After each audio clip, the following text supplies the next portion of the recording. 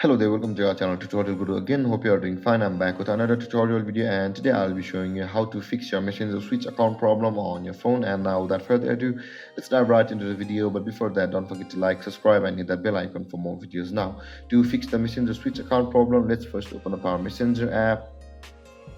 And after opening up your Messenger app, you need to know a thing, that is, if you have more than 2 or 3 accounts on your Messenger, the data will start to hang your Messenger and it will start to crash.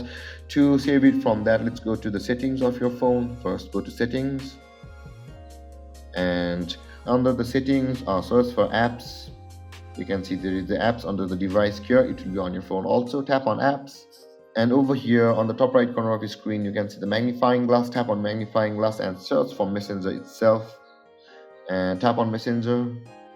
And you can see the storage option available over here just below the battery. Tap on storage, and there is a thing you need to know, guys, that is one of the main reasons that causes Messenger to hang is that storage is overused, or meaning by storage, it's not the original storage but the cache. Also, you can see the clear cache option available at the bottom right corner of your screen. Tap on clear cache like this and try switching your accounts on your Messenger once again.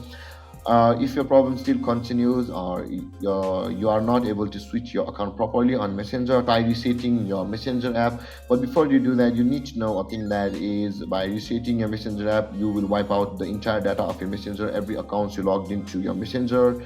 And if you know or have saved your login credentials of your Messenger, tap on clear data, and your entire Messenger will be resetted from the beginning, and it will open from the beginning.